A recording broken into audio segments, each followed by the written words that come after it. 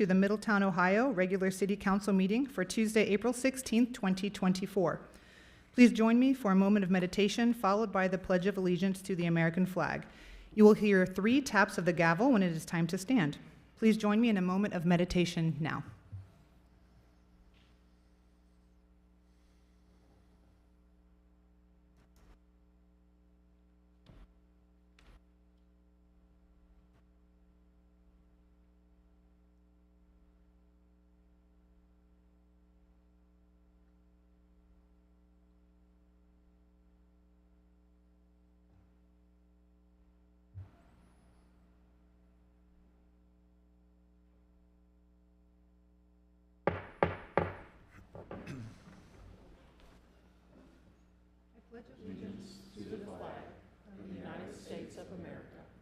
To the republic for which it stands, one nation, under God, indivisible, with liberty and justice for all.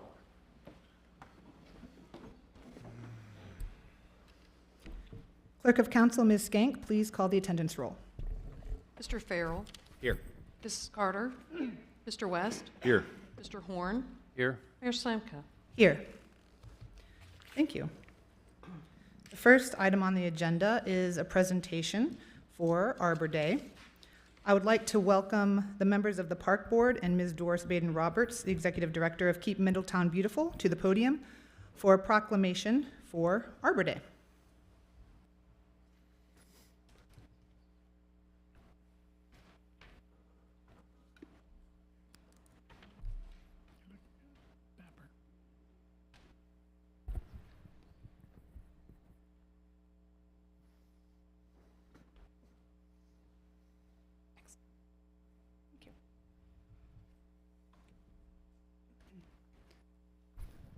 Proclamation.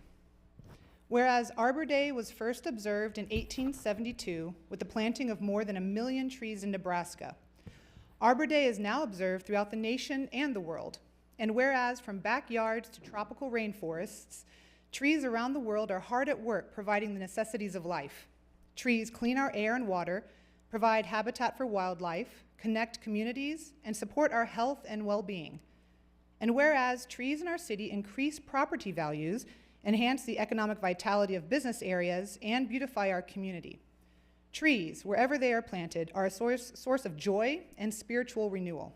And whereas, while most holidays celebrate something that has already happened and is worth remembering, Arbor Day represents a hope for the future. The simple act of planting a tree represents a belief that the tree will grow to provide us with clean air and water, cooling shade, habitat for wildlife, healthier communities, and endless natural beauty, all for a better tomorrow. Now, therefore, I, Elizabeth Slamka, Mayor of the City of Middletown, Ohio, do hereby proclaim April 26, 2024 as Arbor Day in the City of Middletown, and I urge all citizens to support efforts to protect and nurture our trees and urban forest, not just for the beauty they provide, but for the benefits they give our residents and community. In witness hereof, I have hereunto subscribed my name this 16th day of April 2024. Thank you. Thank you.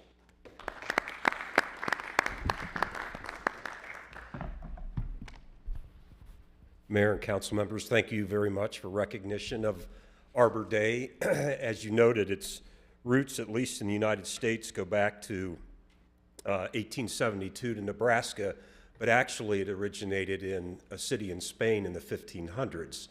And then in 1907, President Theodore Roosevelt issued an Arbor Day proclamation to the school children and made Arbor Day a day to celebrate trees, and that he also said that forestry deserves to be taught in our schools.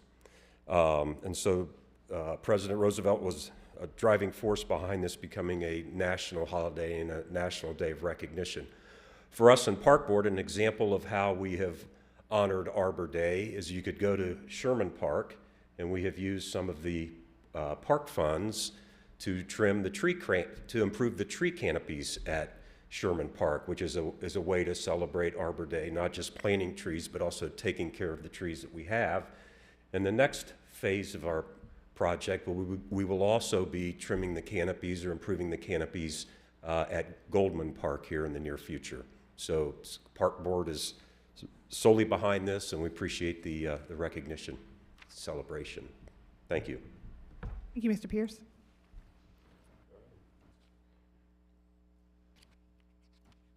Hello, I'd like to talk about our Earth Day celebration.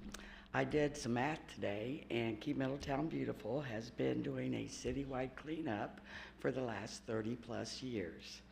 And this year, it's turned into like a 3-week event.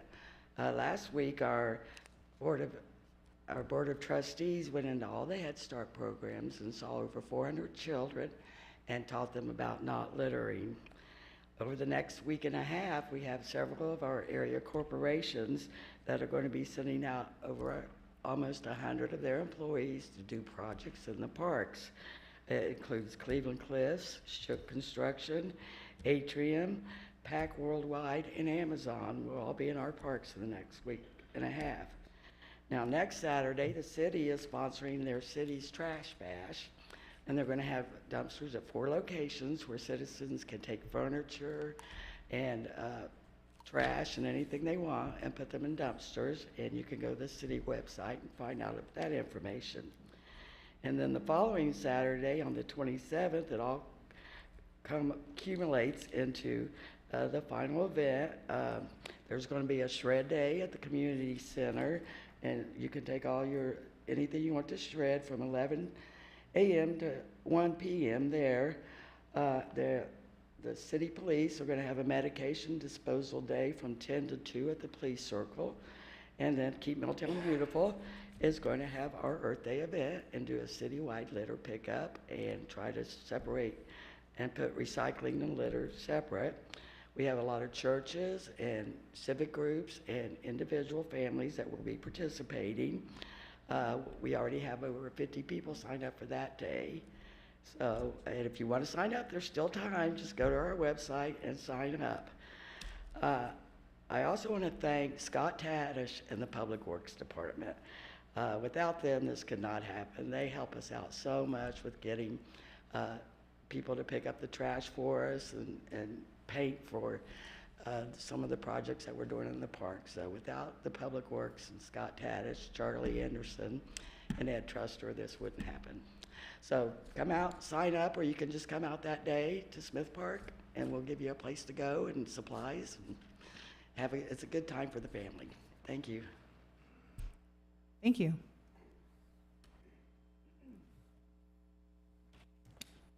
Good evening. My name is Steve Lewis, President of the Park Board. For some of you new on council, everything is kind of shoved into April when we're dealing with Arbor Day and Earth Day. There was a decision made way back that we would just combine the two to try and make it a little easier for everyone. At the same time, I've been asked over several years to give a little bit of an education of what there may be some problems in the tree canopy or on plants. One of them would have been the emerald ash borer. I'm sure that got around to people over the last 20 years. The first pest that I'd like to just briefly bring up is the lanternfly. 3 of these that I'm bringing up are all invasive. They're from China. So they have made their way over either in cargo or containers or in some way, shape, or form. And they have found a way to become populated rather heavily in the Midwest. 2 of these that I'll speak about tonight. The lanternfly is absolutely devastating to about over 100 different pieces of vegetation species. They're seeing it on the grapevines up north in Ohio really bad, along with one of my favorite topics, and that's hops, which would go into some really good beers. But this pest is really becoming a headache. You'll notice the lifespan. The adult is a very good flyer. What we are concerned about is when we get these winds, the southwest winds or a heavy north wind, when they are an adult, they can be blown over to different parts of the state. It's amazing if they get up into a certain part, even 2,000 feet, even 1,000 feet, they can be blown over for miles. and that's how they can sometimes start over. With like emerald ash borer, there became a ban not to transport firewood because the larva was in the wood, so you didn't transport it. With this guy, it's a little bit different because the wind can be a real nuisance for us. What I would ask is that the citizens, we have had reports in Hamilton County of this pest. I would say in June, we will want to start looking for the more red nymph, and you'll be seeing it crawling on the bark. As the adult and as they begin to mate, you'll look down at the bottom right of the slide and you will see the egg mass. And it is very well camouflaged. It takes on the look of many different things, at least for folks in my industry. And it's very hard to see. There is a tree, specific tree that they do like to lean towards, and that is what we call the tree of heaven, Ailanthus. And we do have a heavy population of tree of heaven. It is not a very popular tree. It's actually, we kind of call it a fence line tree, but they are very much attracted to it, mainly because of the sugar content. The insect is feeding on the sugar, the sucrose of the plant. When it does that, and if you notice to the left, the smaller picture, that is all adults lined up. They then excrete what we call honeydew. It is their waste after they've been feeding. That then collects on top of cars, branches, trash cans, houses. So then a secondary problem comes on, which is called sooty mold, which becomes very black in color and can be very harmful to a lot of different surfaces. So I would ask again in June that citizens start looking at their trees. If you see this pest, kill it immediately. I'm not joking about that. Kill it immediately, but then it would be nice for you to call the ODNR or the Ohio Department of, the Ohio Agriculture Department or the Ohio Forest Service so that we can report it and get eyes on it. If I could have the next slide, please. So with Arbor Day, I was a little mixed with this, but I'm going to go with it. We would like to see in our tree canopy native plants. So Southwest Ohio was always considered an oak, maple, hickory stand.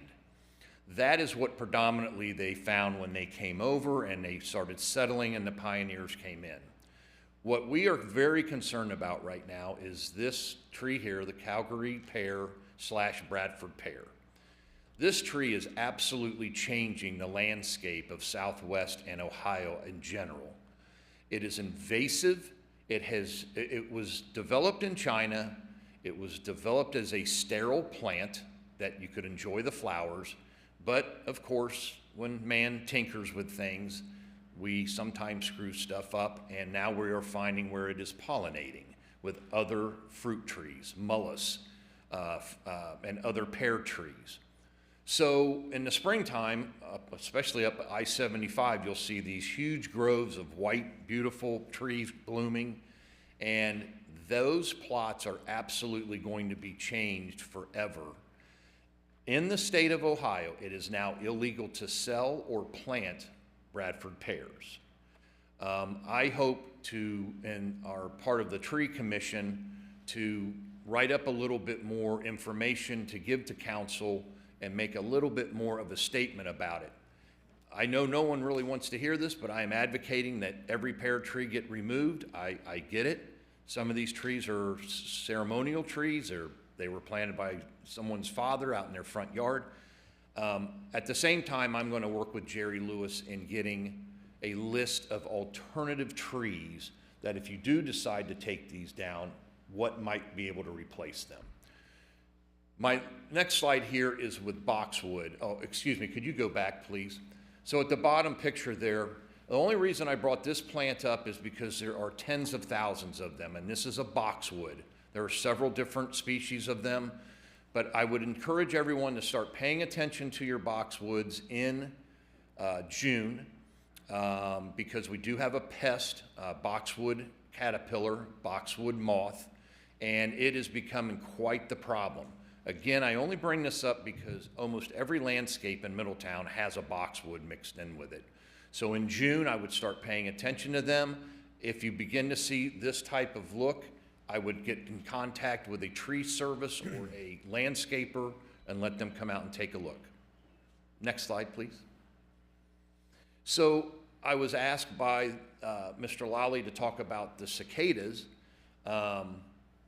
So we have the 13-year cicada and the 17-year cicada, brood 13 and brood 19, both coming out at the same time. If you look at the map in the center, I believe 13 is up in Chicago, 19 goes more down into the Mississippi Valley or into the Tennessee Valley. So there are going to be trillions of these things coming on. Temperature has to be about 64 degrees at 8 inches in depth. Again, maybe a little bit of wind issue for the folks in Indiana. I really don't see this being an issue for Ohio. But if you look at the two different cicadas, the 17 and 13 year is over on the left with the red eyes. And I'm sure some of you have seen the green cicada here on the right. That is our annual cicada. They come out every year. There's not that many that are going to cause any real problems. Again, most of the time, birds, dogs, prey will pick those up. I probably, if I lived in Chicago or I lived in parts of Missouri, I would probably go down to Florida for a couple weeks to get out of this brood hatch, because it's going to be very, very interesting for those folks over there. Like I said, it hasn't happened it happened in 1803 when our state became when we became a state. The next time they're predicting two broods to emerge will be 2245, and that's a big math problem. I just simply showed some flagging up on the right, the damage that is caused by these cicadas. I'm thinking everyone remembers, I think it was 2 years ago, 3 years, our brood emerged and caused quite a bit of tip damage on the plants, but nothing significant. Do I have another slide? I can't remember. Okay. I appreciate your time. I encourage everyone to hook up online for Earth Day, sign up. The more the merrier, and it will certainly benefit the town. I appreciate your time. Thank you, Mr. Lewis. The next order of business is citizen comments. We'd have the slide. Please read bullet point number 4 of our citizen comments guidelines on the screen behind us as it pertains to your presentations. A respectful professional presentation is expected. Personal attacks on staff, council members, or other individuals will not be tolerated. There will be no foul language. This is not the time for debate, questions and answer, or any back and forth conversation. This is a time for you, our residents, to be able to present to council on record, uninterrupted, and have the floor. We have received 2 comment cards this evening. I would like to call Joel Lauer to the podium. Please state your full name and Middletown residence or work address for the record. Please address the council as a whole. You will have 4 minutes of uninterrupted speech. Please commence. Yes, ma'am. My name is William Joel Lauer, and I'm with Hamilton City Council. As you are aware, Miami Conservancy District has raised their assessment fees. I am concerned and frustrated, and quite frankly, I am disgusted by the assessment implemented by the Miami Conservancy District. It is indeed important for elected officials to ensure transparency, effective communication, and accountability in matters that impact the community and its citizens. The timing and the manner in which the assessment was implemented raise questions about the motivations behind it and appears to be a money grab. The lack of communication and notification to both city leadership and citizens is concerning, as it prevents individuals from adequately preparing for the financial burden that may be imposed upon them. Furthermore, the reliance on private citizens and businesses to fund the flood protection project without fully exploring all possible avenues for federal and state funding seems unfair and insufficient. The burden should not solely rest on the shoulders of the local community, especially if there are alternative sources of funding available. The potential conflict of interest in the assessment review process, where the same individuals who voted the assessment in are responsible for reviewing the exemption request. It is problematic. The lack of checks and balances undermines the fairness and impartiality of a system, and it is essential that the concerns and interests of the citizens are adequately represented and protected. It is important for elected officials and governing bodies to address these concerns, engage in open dialogue with the community, and explore alternative solutions to ensure that assessment does not place an undue burden on the citizens and hinder the economic development of Hamilton as well as Middletown. Citizens deserve transparency, accountability, and fair representation in matters that impact the lives and livelihoods. It is crucial for the Miami Conservancy District to reevaluate their policies and practices to address these concerns and work towards a more equitable and sustainable approach to funding flood protection projects. Their current system amounts to a tax without representation. I only say this as I know that our riverfront community will be devastated if this goes through. I fear that the same may happen to you for your future economic development plans in the city of Middletown. You have a great man leading you as far as the economic development in Joshua Smith, and I support you guys, and I hope that you understand the concern that we have. Thank you. Thank you, Mr. Lurie.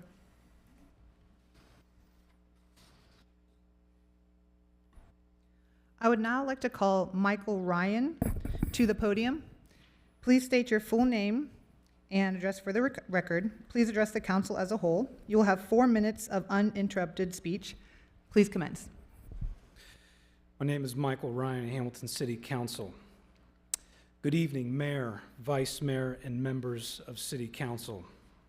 As you already know, I'm Hamilton City Councilman Michael Ryan, and it's an honor to be here in Middletown tonight. And I want to take a moment and thank all of you for your hard work. Things are going great. We appreciate seeing great progress from our friends, and if there's anything that we can do to continue to help move Middletown forward, you know we are just a phone call away. As you're all aware from Councilman Lauer, the Miami Conservancy District has raised their assessment fees. These atrocious increases will be devastating to our businesses, our residents, our future economic development projects. Simply put, no businesses will be coming to Hamilton again if this issue is not resolved. MCD should be incentivizing business development, not penalizing it. MCD has failed to recognize that our residents and businesses are already being crushed by high prices of food, gas, and the recent increase in county property taxes. They can't handle it anymore. The MCD assessment process is not fair, it is not equitable, it is outdated, it's ineffective, and is causing more harm than good. The very entity that swore to protect our city is the very one that will destroy it. The same increases could impact future developments in Middletown and cause unnecessary financial burden on your residents and businesses. If MCD is not stopped, this situation will only continue to worsen. We must act, and we must act together. Council, tonight, we are asking you to join our efforts to demand Miami Conservancy District stop this process, reduce these fees immediately. These fees are unjust and they are unfair. We ask that you consider passing a resolution objecting to the Miami Conservancy District readjustments. Remember, you can't change what you refuse to confront.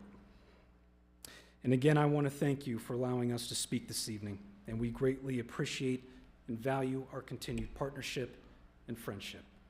Thank you very much. Thank you, Mr. Ryan.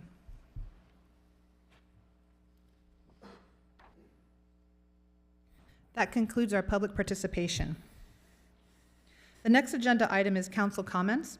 We will begin to my left with Councilmember Farrell, followed by Councilmember Carter, and then to my right with Councilmember West, followed by Councilmember Horn, and I will speak last. Mr. Farrell? Thanks, Mayor. First off, just want to thank the park board, Keep Middletown Beautiful, the staff as far as Arbor Day and Earth Day goes.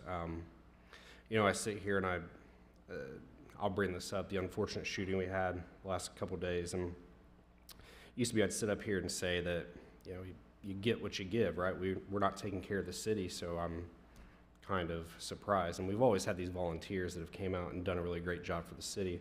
But I do feel as if though the city in the last couple of years, we have the trash bash going, we've got the paperboard down for the most part, we have money going to the parks, and I do feel like we have some resiliency, and we're really growing and going as far as not just the private citizens, which have always done a great job, but the city is really starting to take care of itself with a lot of new staff, and staff that's always remained loyal. So I hope to see the promise of the future of the residents, and we attract high quality residents to keep this city beautiful. So the past is unfortunate, but it's exciting to see the future being positive. So that's all I really have, Mayor. Thanks. Thank you, Mr. Farrell. Ms. Carter. Good evening. I was going to report several things that someone beat me to it concerning the cleanups, but I would like to thank the Keep Middletown Beautiful and the information that they shared. And the park board, I've had a lot of people to tell me they need more grills in the parks. South Park, and they need grills in Smith Park. So I wanted to relate that to everyone so that we will remember. I attended a donation, I'll say, from Pilot Chemicals, and they brought swings down into Douglas Park. Real nice set of swings. And so I'd like to say thank you. And I really have nothing else to say. Thank you, Mrs. Carter. Mr. West. Thank you, Mayor. Good evening, everyone. Feels like we just met. We did a week ago. So typically wouldn't have much to say, but a couple things. Attended the Douglas Park swing set donation from Pilot Chemical. I'd like to thank them. It's unfortunate. Like Councilman Farrell said, you know, we try and make improvements around the community. Shooting happens a couple days later. Very unfortunate, but thank you again to Pilot Chemical. Thank you to Middletown Police for their quick response on that. You know, probably the biggest news out of Middletown, positive news in the last week, Saturday night, Kayla Harrison made her UFC debut. For those of you that do not know, UFC is sort of the top of the top for MMA fighting for fighters around the world. Extremely difficult to get into, but Kayla has worked her way up through the PFL, and she took on a former champion Saturday night and you know, choked her out in 2 rounds. I knew it was going to happen. Lost my voice. It got a little rowdy, but it's all good. So, you know, we look forward to seeing her fight again later this year. She wants a shot at the belt, so hopefully she gets that. I'd like to thank both councilmen from Hamilton for coming to speak tonight. I know MCD's assessment is becoming a very hot topic, especially in Hamilton. We've looked at some of the recent proposed adjustments for many of the businesses and residents down there that are in the floodplain. So I'll wait to comment on that until I dig into it a little bit deeper. One other additional thing, or 2 additional things. Park Board in a meeting next month, they're going to present. We had a meeting last night, and they approved a pretty solid plan for Sherman Park that basically, in my opinion, it's going to turn it into a mini Sunset Park, which is kind of the goal. We know Sunset Park and Jaco Park, a lot of these parks have kind of set what the standard for what we want our parks to be in this city. And so here shortly, you guys will see what they've been working hard on. I think I've been a little bit outspoken to get them to move a little bit faster, but, you know, God loves Steve Lewis. You know, he sometimes goes on rants, but we appreciate him. And I appreciate his presentation tonight. I got a degree in botany, So won't go on any more about that. And that was it. Thank you. Excellent. Thank you very much, Mr. West. Mr. Horn. Thank you, Mayor. Good evening, everyone. I just want to actually send a thank you to, or Paul, I'd like you to thank your staff in the tax department. I was here for a meeting last night at 6 o'clock, and the whole second floor, there was a line wrapped all the way around. Everyone was calm. Everyone was just ready to do that. And when I left my meeting, the line was a lot shorter. So if you would just send a thank you to them, because it was tax day, and they did their job, and that's awesome that they helped everyone, all of our citizens, to get that cleared up and paid. Yield you, Mayor. Thank you, Mr. Horn. I have several comments this evening, some things that have happened and some announcements for things to come.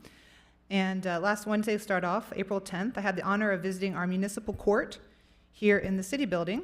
I was welcomed by Steve Longworth, our Director of Court Services and Clerk of Courts. I was also able to attend a docket call in the afternoon and speak with Judge James Sharon. The court's geographical jurisdiction includes the city of Middletown, the city of Trenton, Lemon Township, and Madison Township, giving the court a jurisdictional population of about 70,000 people. And seeing the process of the municipal court is fascinating, and experiencing the care with which each person is heard is encouraging. We have a wonderful system here in Middletown. Friday, April 12th, as we said, was the ribbon cutting for Douglas Park. The swings are wonderful. Highly encourage people to get out in this beautiful weather and try those new swings. This past Saturday, April 13th, was the maternal health clinic presented by Councilmember Carter at her church, United Missionary Baptist Church, as part of Black Maternal Health Week, which runs from April 11th through tomorrow, April 17th. It was well attended and very informative, and I hope Mrs. Carter will do it again next year. Also, that same day, this past Saturday, as part of Black Maternal Health Week, was the Community Baby Shower and Maternal Health Resource Fair, hosted by BI3, Atrium, and Premier. The event was held at our Sunny Hill Community Center and was packed. The event included free food, baby care essentials, giveaways, informative workshops on prenatal care and postpartum wellness, and community resources and support networks. It was a great event. And they are continuing tomorrow with one more out of the city. Just today, Downtown Middletown, Inc., or DMI as we know it, Middletown's branch of the National Main Street America organization and a Heritage Ohio organization, hosted a well-attended event at the Windermere in downtown. There we welcomed people from all over Ohio who are interested in what Main Street programs can do for cities. In attendance for the morning half were our city staff members, Deborah Wells, our Development Services Director, and Ashley Combs, one of our assistant city managers, along with Monica Womack of the Ohio Department of Development. Ms. Womack spoke to great resources available to small business hopefuls. They also spoke of Dave Riggs, our Small Business Development Director, and I encourage anyone interested in having a business in our downtown to please connect with Downtown Middletown to find out more. Coming up tomorrow, the Kiwanis Club, not tomorrow, but Friday, the 19th, the Kiwanis Club of Middletown, as part of Kiwanis International, is hosting a social hour this Friday from 6 to 7 p.m. at Merkel's Tavern in downtown Middletown. It's a great way to enjoy some delicious food while learning about this wonderful social club. They do have more than 241,000 service projects completed each year throughout the world through Kiwanis International. And if you are interested in making a difference in Middletown, primarily by building a better life for the children of our community and connecting with like-minded individuals, please stop by, say hello, and find out more. We've shared about the Trash Bash, the citywide cleanup coming up. Bless you. You may have seen those billboards around the city. This event begins at 8:30 this Saturday and ends at 12:30. Where you can take regular trash. To find out more about the Trash Bash, please do visit our city's Facebook page. You'll see more about it, about what is acceptable at the locations. And again, the locations are Lefferson Park, the Bus Depot downtown, Middletown High School, and Douglas Park. Also on Saturday, April 20th, is Kara's Mutt Strut, K9 5K. And this event goes from 10 a.m. to noon at Smith Park, and for more information or to sign up, please visit downtownmiddletown.org. Later that day will also be the Midpoint Library System April Community Partner event, which will include free health screenings and services offered by Atrium Medical Center and Premier Community Health on Saturday from 3 to 6 at Midpoint Library. And you might have noticed, you might have seen that we have postponed our Food Truck Friday at Sunset Park. It's going to be happening on Friday, April 26th from 5 p.m. until 9 p.m. 8 delicious food trucks, including Fatty Patties and Childers Chimney Cakes. Cincinnati Reds characters arrive at 5:30 p.m., and live music from RLH, also known as Real Live Humans, will begin at 7:30 p.m. Highly encourage people to attend that. It's going to be fun. Also that evening, April 26th, is the NAACP banquet for the Scholarship and Freedom Fund Gala. At the Pendleton Arts Center in downtown Middletown, the keynote speaker is Mr. Curtis Fuller from WLWT-TV. Tickets are on sale now, and for more information, please email Middletown NAACP 3194@gmail.com. So as again, April is Earth Month. We have the Keep Middletown Beautiful in partnership with the City of Middletown celebrating Earth Day, which is actually April 22nd, Monday, and Arbor Day, which is the last Friday in April, which is the 26th. And we have that community cleanup, so please do sign up. You can find out more information at keepmiddletownbeautiful.org. We will also be having a tree planting at 11:30 a.m. in Smith Park in honor of Middletown's designation as a Tree City, USA. Also on Saturday, April 27th, is the Spring Fest Art and Craft Show at the Pendleton Arts Center located in downtown Middletown, and the event runs from 10 a.m. to 6 p.m. There will be artists there with artist studios, dozens of local artists featuring guest crafters and artists. It should be a great event. Speaking of events, the annual Women's Wine and Chocolate Walk will have tickets going on sale very soon. Every year, up to about 1,000 women descend upon downtown Middletown for a great day of wine, chocolate, live music, vendors, make and takes, and more. It is a day just for the ladies, also with designated driver tickets for those who just want the chocolate and not the wine. Tickets also make a great Mother's Day gift, as the event is always the Saturday after Mother's Day, and which is this year, which will be May 18th for the event. For more information to purchase tickets, please visit downtownmiddletown.org. A couple other things I wanted to mention. Coming up on May 8th at 7 p.m. at the Sorb Opera House, and I wanted to talk about it now because we have our next meeting May 7th, but I want you to put this in your calendars. At the Sorg Opera House in downtown Middletown is a free event highlighting Armco's past through a series of historically important films. That should be very, very interesting and very good. And then the next night, Thursday, May 9th, is Middletown Rocks, the second annual fundraiser for CBI, our Community Building Institute. CBI, which is housed in our Sunny Hill Community Center, focuses on programming for Middletonians from the cradle to career. They are also the only organization in the city that offers after-school programming for all Middletown School District students, grades K through 12. It is a wonderful organization, and the Middletown Rocks event is the place to be on May 9th, with live music and singing karaoke style by people invested in our community. It's a fun and lively night of fundraising for an excellent cause. Tickets are on sale now, and for more information, please visit cbimiddletown.org. Just saying, City Manager Paul Lally will be singing. Just saying. You can't touch this. Very good. It's going to be fun. And the last thing, just as a reminder, the City of Middletown accepts applications for our boards and commissions throughout the year. So if there is something that you have an interest in and you wish to give back to your city, please do submit your application. That is all for me tonight, and this concludes council comments. The next agenda item is the City Manager's Report. City Manager, Mr. Lally, you have the floor. Thank you. I don't have any presentation tonight, but I do have a couple comments. I will send to council tomorrow an update on how the city of Middletown is affected by the Miami Conservancy District rate increase. So if you recall, they were here a few weeks ago, gave that presentation, but we'll send you information tomorrow that gives you an update on how we are affected by that. Fortunately, we've been affected positively by financial resources from the Miami Conservancy District in the tune of a few $1 million grant that will help us do some reconstruction work at the water refinery facility. So that's a positive thing from it. I certainly understand Hamilton's concern. I know with the Spooky Nook development, they're really going to take a hit. And it's kind of unfortunate that there's areas now, our hit won't be nearly as significant as Hamilton, but we'll get you those numbers again tomorrow, so you have those in front of you to look and discuss at the next council meeting if you so choose. I also want to say thank you to our tax department. The staff members in the tax department did work very, very hard, especially Friday and Monday, long lines, and it was constant from, like people got in line around 7 a.m. and constant till, oh my gosh, what time did you get out of here? They worked until past 7 o'clock, so we'll take care of those staff members, and I just hats off to them. On the first meeting in May 7th, I will have the park board give a presentation on where they're at on the work in the park, so give you kind of an update.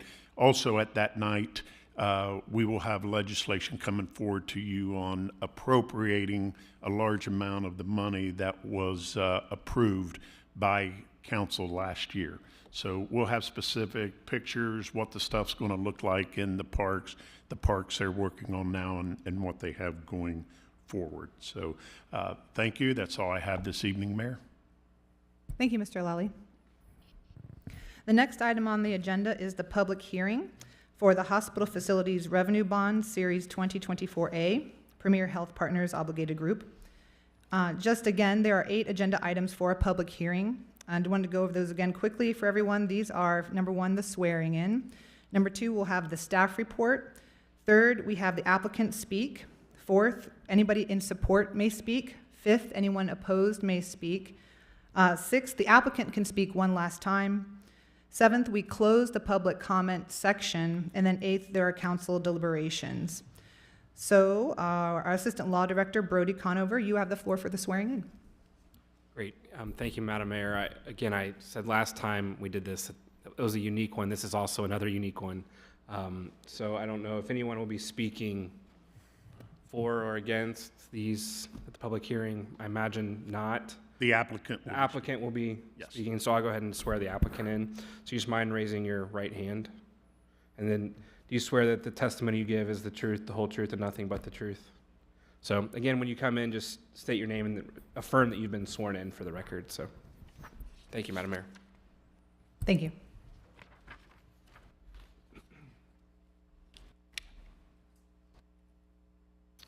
Good evening. My name is Michael Sims. I'm with Atrium Medical Center and Premier Health, and we are requesting you to assist us with the issuance of a bond issuance, and that's approximately not to exceed $90 million. It's a refinancing of existing debt that we have, basically to save money based on a refinancing structure that we have. In the state of Ohio, tax-exempt organizations are required to go through a conduit, whether it be a municipality, a county, or the state. And in 2016, we did the same thing with the city of Middletown, and we're strictly doing a refinancing, and we're requesting to go back through the city to do that again. So we've talked to Nathan, and we worked through a lot of details. So we're here to request that you approve, or at least open up the option of discussion, but to support us in this issuance of the debt. Thank you, Mr. Sims. And I was sworn. Wonderful. Thank you for confirming that. Did we have anybody in support? Did you want to ask Mr. Conover, see if there's anybody in support? I don't think we have anybody in support opposition. So at this point, I guess we just need to know, did we receive any communications about this? Did anybody receive any communications about this matter? Nope. Okay. Wonderful. So at this point, we will go ahead and close the public comment portion. Now we'll go on to council deliberations. There will be no interruptions at this point. We encourage you to stay, though there will be no further public comment. So I'll go ahead and open this up to council. Is there any discussion? Okay. I do have just something I wanted to confirm with you, Mr. Conover. Just to confirm that this has no risk to the city, even if Premier were to default, including to the city's rating with the rating agencies. Yeah, my impression, that's right. I think Mr. Cahall's he's much more in tune on these details and on this deal, but that generally is correct, Mayor. I don't know if, Nathan, you have anything to add, but. Yeah, I mean, I think it's clear that the legislation bears this out along with the supporting documentation. This is a conduit issuance that we, as a municipal corporation in Ohio, are a conduit vehicle for entities like Premier Health to access the capital markets for hospital facilities revenue bonds. It is very specific that in both the debt indenture and the lease agreements, along with the legislation, that there is no pledge of the credit or tax revenues of the city in support of the debt service of these bonds. They are to be paid solely by Premier, and this is just a conduit issuance. It doesn't affect our credit rating or our bonding capacity at all. Thank you, Mr. Cahill. Thank you, Mr. Conover. I think it's important for the residents to hear that. They see $90 million and might think otherwise. So thank you for explaining that. Appreciate that. Are there any other council comments? No? Okay, at this point, that concludes the public hearing. The next item on the agenda is the consent agenda. Ms. Skank, will you please present the consent agenda? For your consideration this evening, we have to receive and file the following board and commission minutes: the library board from January 17th and February 21st, 2024.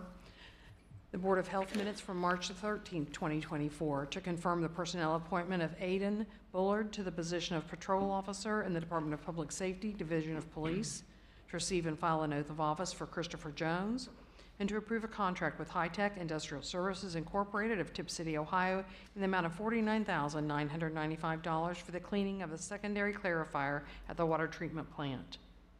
Is there a motion to approve the consent agenda? Motion. Thank you. Is there a second? Second. It has been properly moved and seconded to accept the consent agenda. We will proceed to vote. Ms. Skank, please call the roll. Mrs. Carter? Yes. Mr. West? Yes. Mr. Horn? Yes.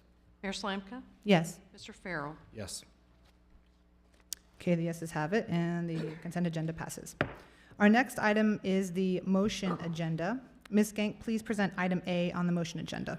To authorize a contract with Crossroads Ambulance Sales and Service, LLC of Middlebury, Indiana, in the amount of $330,338.90 to remount two 2016 Medics ambulance boxes on Ford E450 ambulance prep chassis.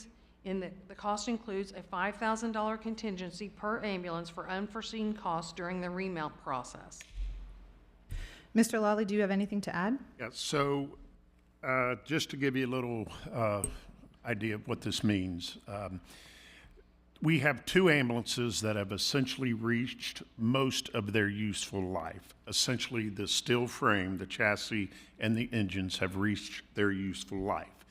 But what we discovered back around 2013, when the city was strapped for cash, was that there is the ability, instead of buying a brand new $250,000, $280,000 ambulances, we can take the parts of the ambulances that are in good shape, and the box, et cetera, and remount it at a significantly reduced cost. And that's what we want to continue doing here. This is part of our 20-year vehicle plan. So we have two ambulances that are 2016 ambulances that we want to remount.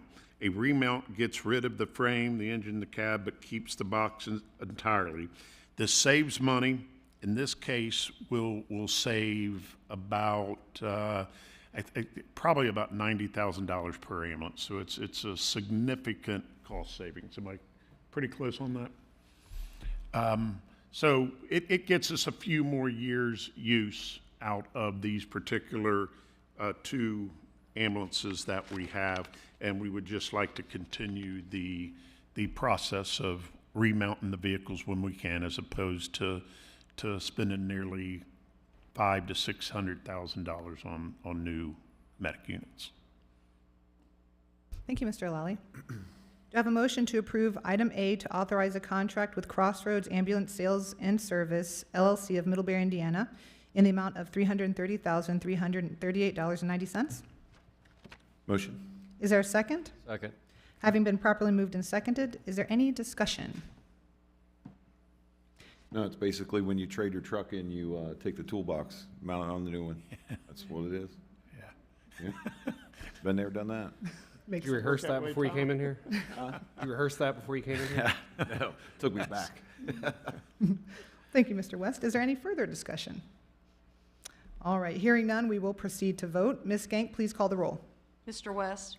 Yes. Mr. Horn? Yes. Mayor Slanka? Yes. Mrs. Carter? Yes. Mr. Farrell? Yes. The yeses have it, and the motion passes. The next agenda item is legislation. We have 8 items of legislation this evening. Assistant Law Director, Mr. Brody Conover, the legislation, please. Great. Thank you, Madam Mayor. First tonight is resolution number R 2024-13, a resolution to make adjustments to appropriations for current expenses and other expenditures of the City of Middletown, Counties of Butler and Warren, State of Ohio, for the period ending December 31, 2024, and declaring an emergency. This is for the general fund. Thank you. Mr. Lally, the staff report? For legislation item number 1, I don't have any further thing to add from last week. However, if you have any additional questions, we will be prepared to answer. Okay, great. In that case, is there a motion to approve the resolution? Motion? Is there a second? Second? It has been properly moved and seconded. Is there any discussion? As per usual, if you would please explain why this is an emergency for the Okay, public. this is a second reading emergency due to the fact we are in time constraints to meet some deadlines for promotional purposes. To get these in line with the deputy chief promotional process and a sergeant list process, which we plan to present promotions at the May 7th council meeting. All right, thank you very much, Mr. Lally. Is there any further discussion on the legislation? Hearing none, we will proceed to vote. Ms. Gank, please call the roll. Mr. Horn? Yes. Mayor Slanka? Yes. Mr. Farrell? Yes. Mrs. Carter? Yes. Mr. West? Yes. The yeses have it, and the legislation passes. Mr. Conover, the next legislation, please. Great. Next is ordinance number O 2024-22, an ordinance changing the zoning classification for the parcel located at 5014 Roosevelt Avenue from R3, which is medium-density residential district, to B2, which is community business district. This is a second reading. Thank you, Mr. Conover. Mr. Lally, anything to add? I don't have anything to add from the public hearing and the discussion at last council meeting, but we'll answer any questions you may have. Thank you. Is there a motion to approve the ordinance? Motion. Is there a second? Second. It has been properly moved and seconded. Is there any discussion? Well, first of all, I would love for Mr. Conover to please clarify what it'll mean if council is voting yes or voting no, what that means for if it's going to be approved, is it rezoning change or not approved? Right. So a yes would change the zoning from R3 to B2, assuming there's 3 yays, right? If there is not, it would not change. Thank you. So what's the benefits to change it? It would change it into a business district? Yeah, so I think that's been the subject of a public hearing about a month ago. There was the Right. discussion last time. I'm happy to defer to either Ashley or James on that to speak to if James wants to come, if you'd like to have James come up and speak. Essentially would benefit the property owner to, instead of doing residential, to pursue maybe some commercial development there. The staff's contention was, and why we recommended denial, was that we're willing to work with the landowner and developer, but have a little bit more control over what goes there. Where in this case, you know, it's kind of open to what may go there.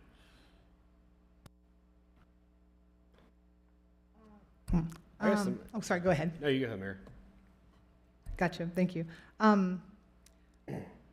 I was a little confused with the process with this one, just because usually what I would do, well, usually, this is my first, but looking at the review criteria, I did go through, if you're looking at page 2 here on our staff report, 1 through 6, and kind of went through that. And then I looked at number 1, which is looking at the proposed amendment is consistent with the master plan. Looking at the map that we have, it's unclear. The map is not very distinct, but I did try. So for me, it really could go either way. But I do appreciate that both staff and the Planning Commission did recommend denial. I'm ambivalent, I'm torn on this one. And I'll say this, it's, the master plan, it's great and everything, but to me, it's a guide, it's not the Bible. We don't always have to follow it. I look at that piece of property, and we're talking about the Toddle Inn and a house right next door that could probably be torn down. It's gonna sit there. It's been there, it's here today, and it's gonna be there tomorrow. Does rezoning this actually make that better? I don't know that it does, but does it create the opportunity to potentially make it better? I would say yes. So that's just kind of my thoughts. This is one of the busiest intersections in town. It's on the corner of the busiest road in Butler County, from what I understand. And it's sitting there as the Toddle Inn. So that's just my thoughts on it. Kind of along with that, again, talking about the map that was included with the comprehensive plan, the future land use map, it looks like it is actually zoned for, I believe it's called regional mixed use, which would include business. So going with the comprehensive plan, it should be rezoned. That's what I'm seeing, at least as far as the map itself goes. Again, here it looks like it was labeled mixed residential, so again, it's a bit conflicting. So again, I could go either way. For me, I think, simply put, whenever something is rezoned, sort of what Mr. Lawley was saying, I like to see that there's a plan to change that zoning, because if you don't do it and you just say, hey, we'll zone it whatever the requester wants, we could have had 54 paper box homes on the old hospital site on a street that wasn't even wide enough for a fire truck. So in my opinion, if he wants to list the property, going ahead, talking to numerous realtors here in the city, they said, it's not uncommon, for someone to come in and say, hey, we'd like to put this here, here's an offer contingent on changing the zoning of the lot next to it. That's fine. Then you know that there's a plan, but it's risky if you change zoning without knowing what the end result is. Now, on the other hand, with that being where it is on Cincinnati Dayton Road, I mean, are we going to get something crazy in there? I don't know. I would hope not, but it's a risk, So typically with zoning change, I like to see why, and I think that's why Planning Commission and city staff looked at it and said, this is just a risk that isn't necessarily going to benefit the property owner. In my opinion, you can list that piece of property and you're going to garnish as much interest from anybody regardless of how that backlot is zoned, just because of where it is. But if you change zoning without a plan, you could get anything there. Is it fair to say that usually, because I understand that absolutely, it's something I talked about last time as well, it'd be nice, and that was my understanding, that you'd want to see a plan, but at the same time, anybody could come in with a plan and then change their mind, right? So, and we don't usually know what's going to go there. Is that correct? Not if we put contingencies in there. Mm-hmm. Yeah, if we put contingencies in there, then they're obligated to meet those rules or regulations or contingencies. Yeah, again, it's very. And for example, this is what we want to work with the developer there, but in council, do we want another gas station there? Do we want a motel there? Do we want a hotel there? There's certain things we may want there, there's certain things we may not want there, but we are very willing to work with the landowner and/or developer on what would be best to go there. Kind of very similar to what we did at Dixie Highway and Manchester Road, which essentially because the economy hasn't come to fruition yet. So my vote on that, and I referenced this from 2 years ago, was So we were eliminating woods and that whole thing, right? Which, in my opinion, the woods look nicer than what it is right now, which is still sitting there. And do I want a motel there? No. Do I want a gas station there? No. But once again, we have the Toddle Inn sitting there. I think that is something to take into account. You know, I don't think a gravel driveway with a bar that has one of the two people there at all times is really something that, like, are we going to miss that? I don't know. But do you think if he listed that property, I mean, he's going to garnish interest regardless, just because of the location, right? I mean, theoretically, yeah. I think that, and I noted this last time, is if I were to list it, it's what I do. I would map it out like that. However, I do think with probably what that property is worth, I don't think it's going to be some cheap construction thing. I don't know that it's laid out for a gas station. Maybe it is. I don't know. I'm not an expert in that. But I think potentially you're right. But if you're wrong, does it cost the city something that's going to bring in a little bit of income tax potentially? I don't know. I don't know the answer to that, Steve, truthfully.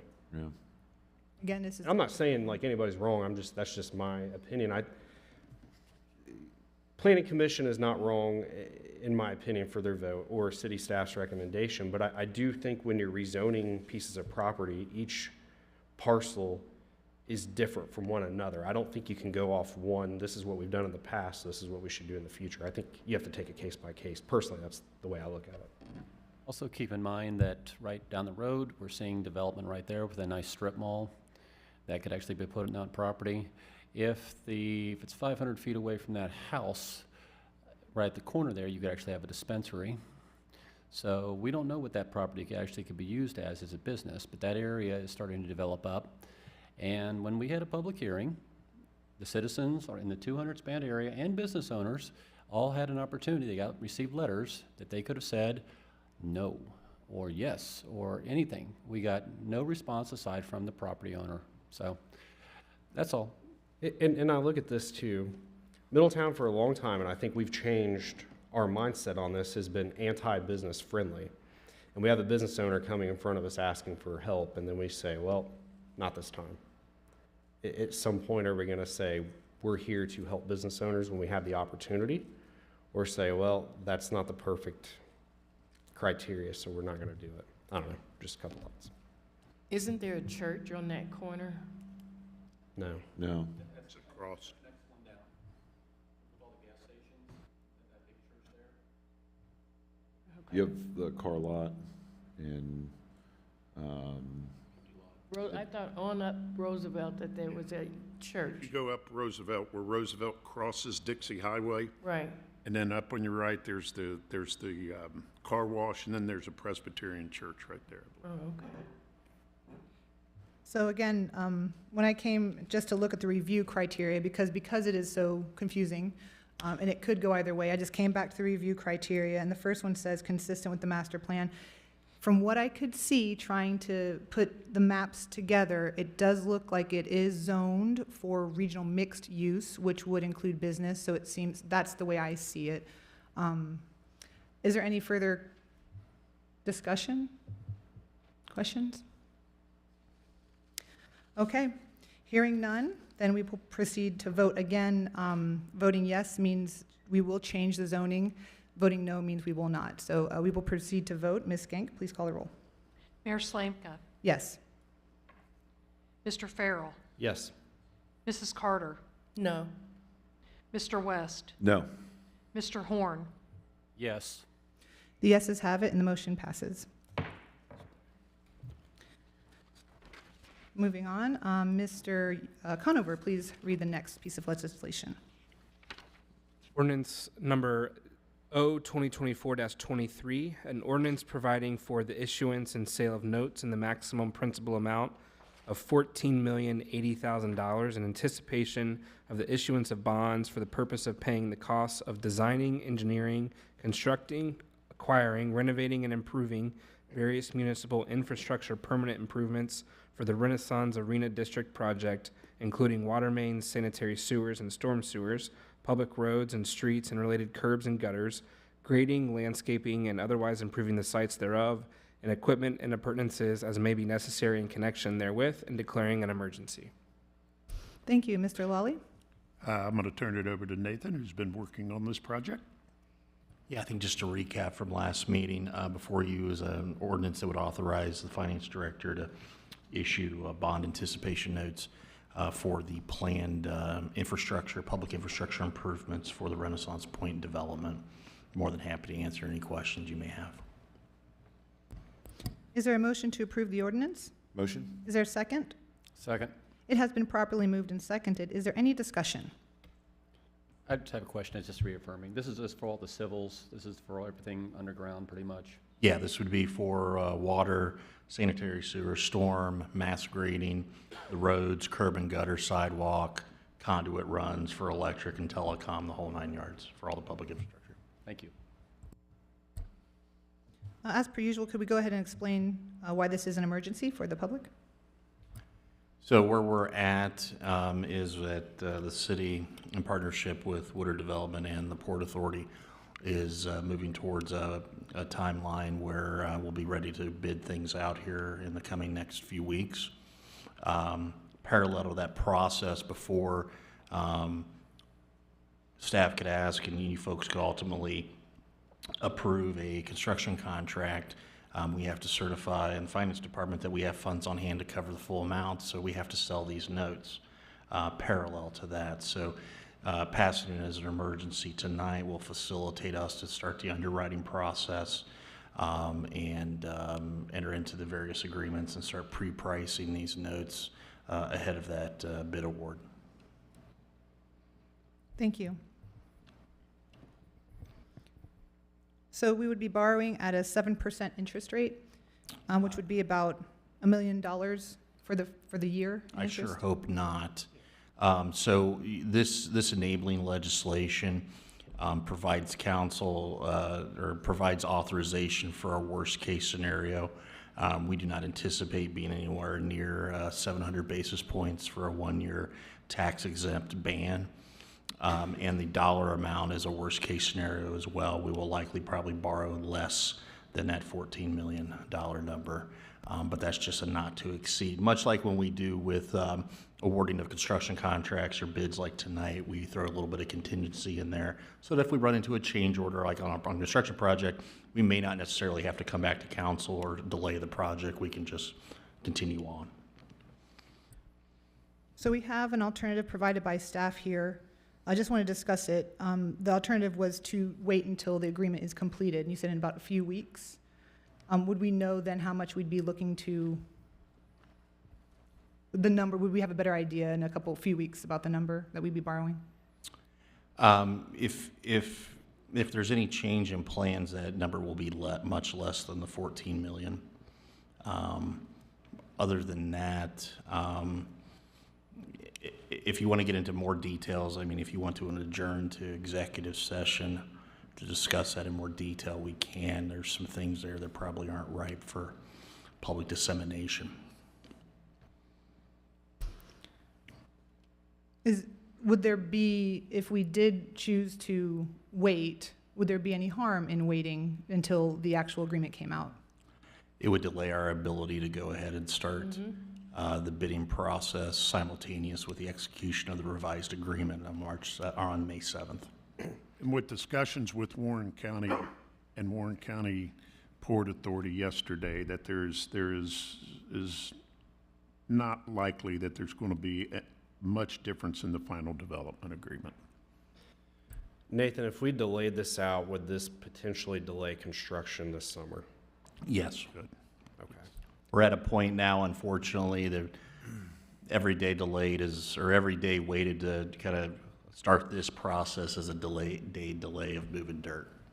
So. Do you know by how much it might delay? Well, if we wait till the 7th, it's another, 2.5 weeks, 3 weeks, whatever it is. But the number that we would approve today it would not ultimately change what the final number is, though, correct? That is correct. Give us, That is correct. well, Right. Yeah. I mean, you know, quite frankly, we expect a number in aggregate when we bid this out to be substantively below this maximum allowance. And what is modeled here is supported by all of our TIF modeling.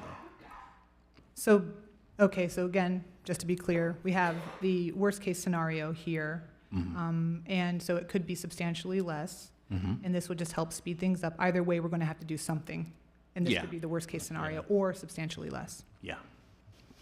Okay. Is there any more discussion, any further questions? Okay, hearing none, we will proceed to vote. Ms. Gank, please call the roll. Mr. Farrell, Yes. Mrs. Carter, Yes. Mr. West, Yes. Mr. Horn, Yes. Mayor Slanka. Yes. The yeses have it, the motion passes. Mr. Conover, the next legislation, please. Item 4 tonight is ordinance number O 2024-24, an ordinance establishing a procedure for and authorizing a contract with Blair Heating and Air Conditioning LLC for the purchase and installation of a 15-ton condenser at the water reclamation facility and declaring an emergency. There's no action requested until the next meeting on May 7th. Thank you. Mr. Lawley? Yes, Council, this is for a 15-ton condenser at the water refinery facility that cools equipment that regulates the flow to operating pumps within the system. The cost is $31,200, the lowest and best bid, and comes out of the Sewer Capital Fund. This is an emergency to expedite the purchase so we can get the equipment in as soon as possible. All right, wonderful, thank you. As this is a second reading emergency, there's no action required on the legislation at this time. However, is there any discussion on the legislation? Hearing none, we will continue. Mr. Conover, the next item, please. Item 5 is ordinance number O 2024-25, an ordinance authorizing the issuance and sale of hospital facilities revenue refunding bonds, Series 2024A for Premier Health Partners Obligated Group of the City of Middletown, Ohio, for the purpose of refinancing certain indebtedness of Atrium Medical Center in an aggregate principal amount not to exceed $90 million, authorizing the execution and delivery of a bond trust indenture to secure said bonds, authorizing the execution and delivery of an amended and restated base lease, an amended and restated lease, and an amended and restated assignment of rights under base lease and lease, authorizing the execution and delivery of a purchase agreement, providing for certain other matters related to the issuance and sale of the bonds, and declaring an emergency. And again, no action requested until the next meeting on May 7. Thank you, Mr. Conover. Is there anything else, Mr. Lawley? We have nothing further to add. Okay. So just restating earlier that this would have no impact on the city. We're just the conduit. Just wanted to restate that again. There is no action required right now, but is there any discussion on this legislation at this time? No. Okay. Hearing none, we will continue. Mr. Conover, the next item, please. Next is ordinance number O 2024-26, an ordinance establishing a procedure for and authorizing a contract with Quality Publishing Company, Incorporated, to design, print, and mail a quarterly community newsletter and declaring an emergency. Again, no action requested until May 7. Thank you, Mr. Conover. Mr. Lawley? Yes, Council, this is to enter into a contract with Quality Publishing Company for the designing, printing, and mailing of a city newsletter. This contract is for $56,953.20, and this is for to send this newsletter out 4 times over a 1-year period. This newsletter will get information to the community in addition to our website and social media. The newsletter will allow us to spread positive and constructive news as well as stories on community initiatives, projects, and successes, and keep the community informed. This will go out to approximately 18,000 residents, and there will be digital copies on the city's website as well. The first edition should be out by midsummer, and this comes out of the Communication Professional Services Fund, and based on the current cost of materials. Oh, also, if you notice, we did not take the lowest bid, and the reason for that is based on the current cost of materials, supplies, postage. We felt that the financial package was, the lowest bid was seriously undervalued, and therefore we had strong reservations about the ability of that to provide a quality product. And this is an emergency so that we can meet editorial deadlines set by the city and the company to get the newsletter and mailboxes by the summer. Okay, thank you. There is no action required. However, is there any discussion at this point? I'd like to know, where's quality located? Clayton? Community Manager, Communications Manager Clayton Castle. Don't quote me on this, but I believe they are out of Hamilton. They've done a lot of good work for other municipalities and organizations here locally. They come highly regarded. I've looked at newsletters they did for Monroe City Schools and City of Springdale. So it's a very high quality product, and one thing that I really wanted to stress was that we picked a local company, either Butler County or somewhere in the region, as opposed to outsourcing somewhere else, but they are local. I believe they're Hamilton. So you did check with local? Yes. Check some of their references and some other organizations that have contracted this company. They come highly regarded, and their product is really good. It's very high quality. I liked working with people in the city. I think that helps the city promote their quality also.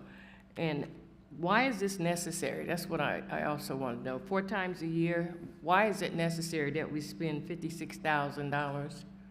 I think the price equals quality, high quality. And City Manager Lally talked about the lowest bidder, and we feel like that was very underbid for several reasons, cost reasons, that equal quality. But it's also just part of a greater communication strategy and storytelling. Not everyone is on social media. Not everyone may see our videos or get other avenues.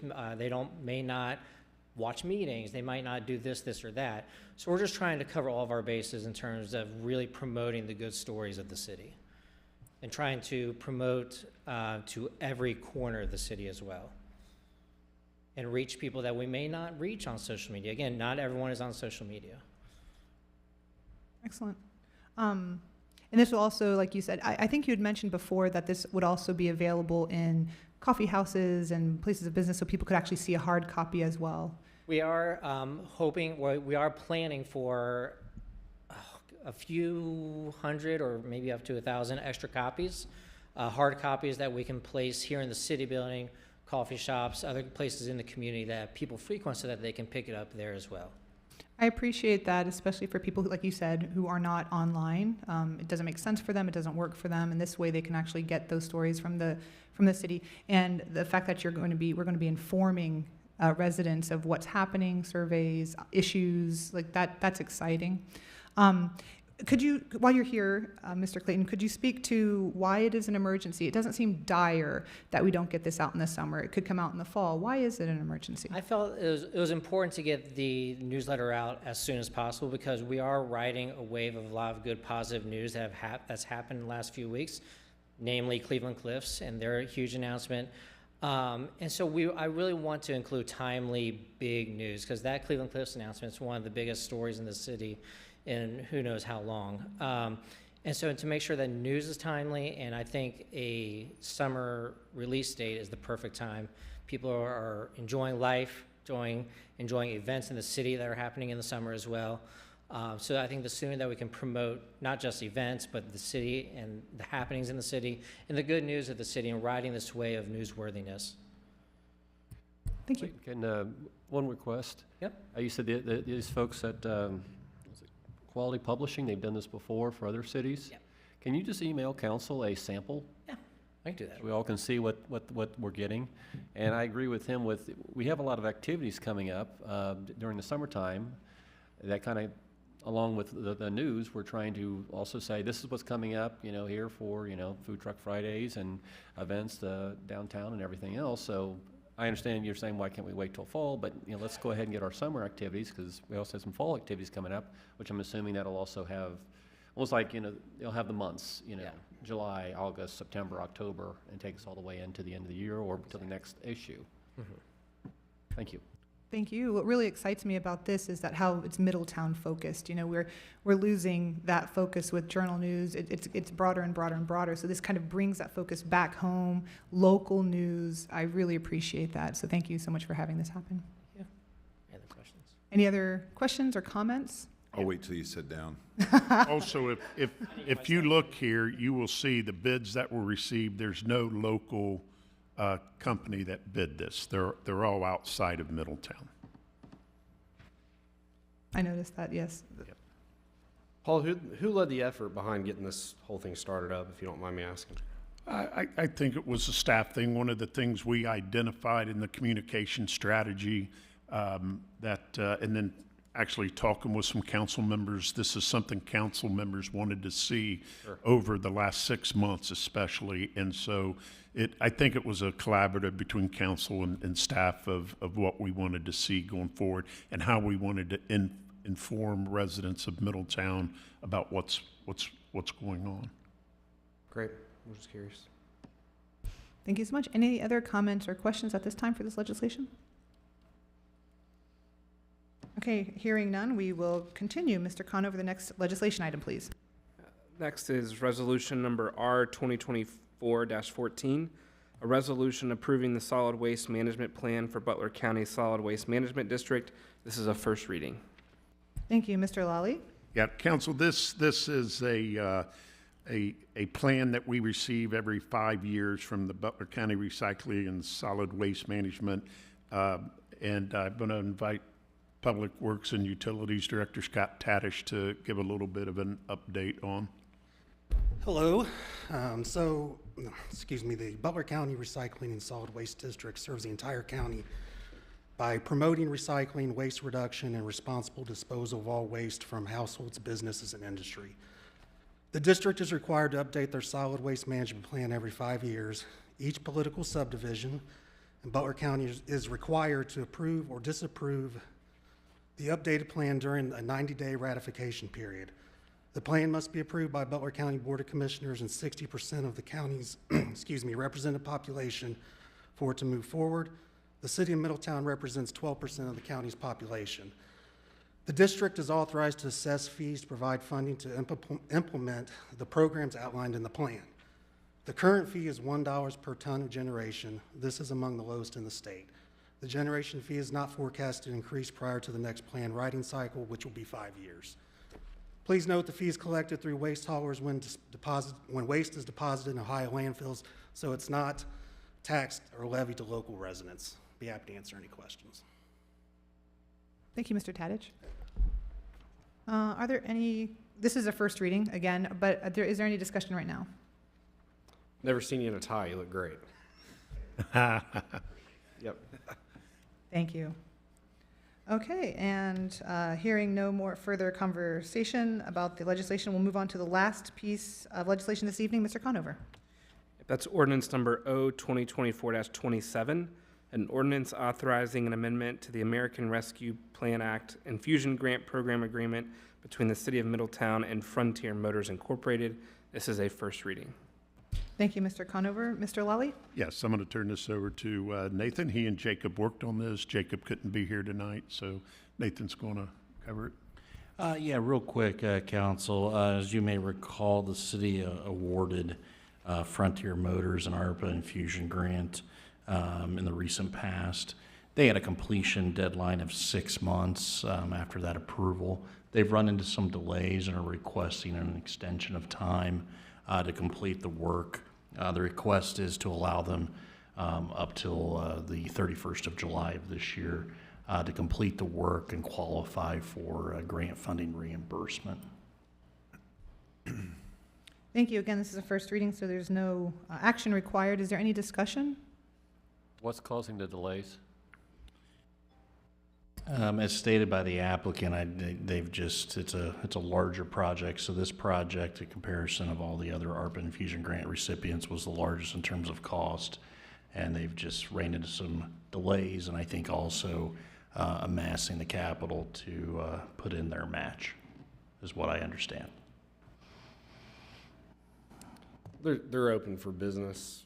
It's not like it's not stalled their employees or anything else, so for me, it's, And what's important here, I think, to remember, council, too, is this isn't any upfront dollars. The work has to be completed and inspected and signed off on before there's any reimbursement paid by the city.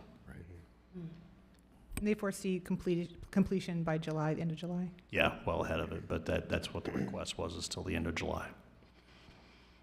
Okay, thank you. Is there any further comment? Okay, hearing none, that concludes legislation for the evening. The next item on the agenda is unfinished business. Do any council members have anything they would like to bring up under unfinished business? Hearing none, the next item on the agenda is new business. Do any council members have any new business for this evening? Hearing none, the next item on the agenda is executive session.